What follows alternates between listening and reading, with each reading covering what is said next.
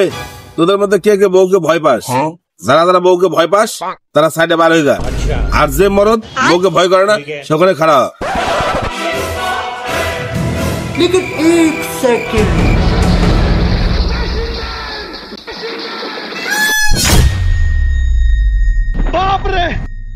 সাব্বাস বেটা, এদের মধ্যে তুই একটা মরদ। দেখলাম না তুই বউকে শুধু ভয় পাস না, বাদ বাকি সবকে ভয় করে।